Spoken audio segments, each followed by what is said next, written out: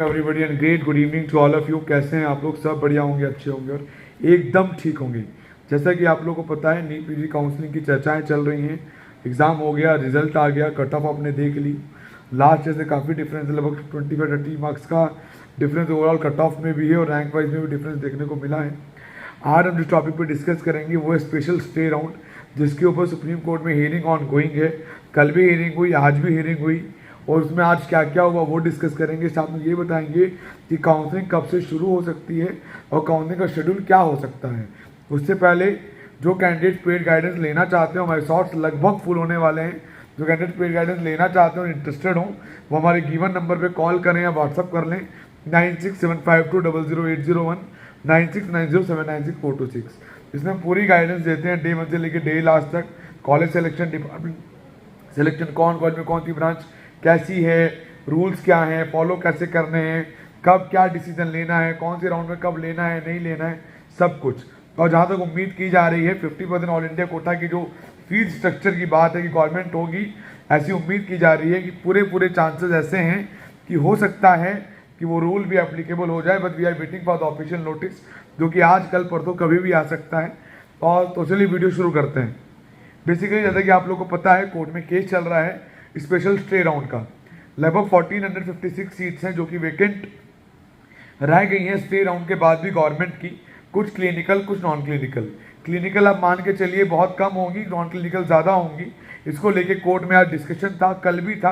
तो कल कोर्ट ने ये कहा था कि हम नंबर ऑफ सीट्स के साथ आएँ, कितनी कितनी सीटें कितनी ब्रांचेस की खाली हैं। तो आज जो गवर्नमेंट एडवोकेट्स थे वो वहाँ पर लेके पहुँचे, तो कोर्ट ने पूरा मैटर सुना। उन्होंने अपनी तरफ से काफ़ी दलीलें भी रखी कि सर ऑलरेडी सेशन डिले हो जाएगा, 6 महीने से काउंसलिंग चल रही है, काफ़ी लंबा टाइम हो चुका है। बहुत सारे डिस्कशंस गवर्नमेंट ने भी रखे और जो पिटिशनर एडवोकेट्स थे उन्होंने भी कहा कि सर हमारे कैंडिडेट नॉन क्लिनिकल तक लेना चाहते हैं, तो अब एक स्पेशल राउंड करा दीजिए। तो अब जो जजेस जो इस केस को सुन रहे थे, उन्होंने अब इस मैटर को रिजर्व कर लिया है अपने पास। उन्होंने कहा है कि हम इस मैटर को रिजर्व कर लेते हैं और कल सुबह वर्डिक्ट सुनाएंगे।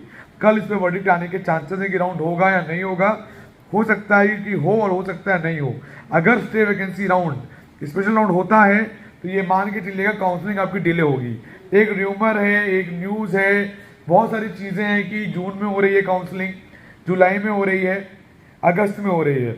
बेसिकली जिस हिसाब से एग्ज़ाम कराया गया, जिस हिसाब से रिजल्ट आया, वो तेजी जल्दी ये बताती है कि काउंसलिंग जुलाई 1 या 2 वीक में कंडक्ट हो जानी चाहिए। ऐसा एएसजी ने भी कोर्ट में ये कहा कि इस सेशन की काउंसलिंग जुलाई से स्टार्ट होगी।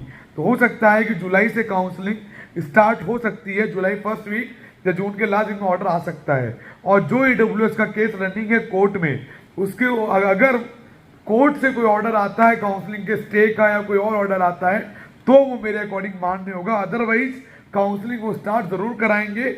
हियरिंग जरूर 27 जुलाई को ईडब्ल्यूएस कोटे की है। एक बात और देखी गई है, कल जो रिजल्ट आया है उसमें ईडब्ल्यूएस कैंडिडेट्स की कैटेगरी की जगह जनरल कैटेगरी शो कर रहा है। ये भी एक ऑब्जेक्शन, ये भी एक कंफ्यूजन क्रिएट करता है कि उनका वहाँ पे ईडब्ल्यूएस क्यों नहीं आया। क्या वो कोटे को काउंट नहीं कर रहे हैं?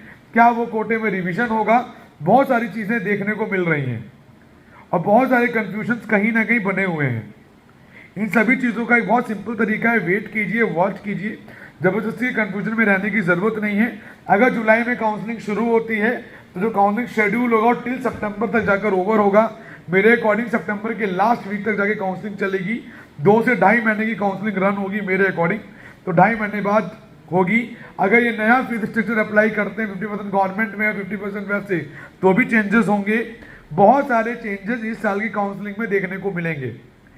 जो कह रहे हैं ना कि पुराने कट ऑफ एकदम मैच टू मैच करेंगे, अगर 50% कोटा फीस का लागू हो गया तो पूरा एंटायर काउंसलिंग चेंज हो जाएगी।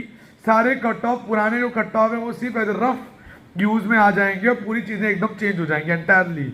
और ये जो हायर रैंकर्स को डर लग रहा है कि हमारी फीसेस बढ़ जाएंगी, हम सीट्स नहीं ले पाएंगे, मैं कहूँगा एंजाइटी को कंट्रोल रखिए। ऐसा नहीं होगा कि एकदम ही फीसेस डबल ट्रिपल हो जाएंगी, ऐसा नहीं होगा। इसके ऊपर भी कोई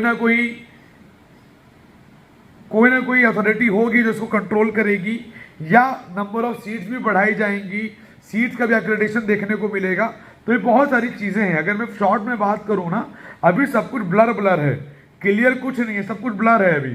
जब क्लियर होगा तो जाके आइडिया लगेगा कि एग्जैक्टली क्या होना है और अभी क्या करना है। अभी सब ब्लर है, धुंधलापन है जो कि अभी तक चल रहा है।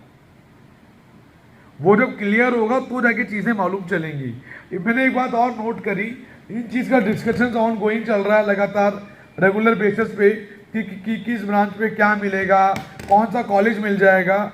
मैंने पहले भी कहा और मैं फिर अब कहता हूँ, कॉलेज का प्रोडिक्शन इम्पॉसिबल है, स्टेट का प्रोडिक्शन पॉसिबल है, ब्रांच का प्रोडिक्शन पॉसिबल है, कौन कौन सी ब्रांचेस के ऑप्शन है वो पॉसिबल है, लेकिन ये कहना कौन सा कॉलेज मिल जाएगा, क्या ये कॉलेज मिल जाएगा, बिल्कुल पॉसिबल नहीं है।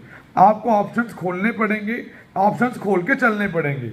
चाहे इस बात के लिए कोई कुछ भी कहे, मुझे कहे, किसी को भी, कुछ ग्रुप्स में मैं हो जाता हूँ ट्रॉल कई बार की ये कहते हैं कि काउंसलिंग ब्रॉड कीजिए, सोच के कीजिए।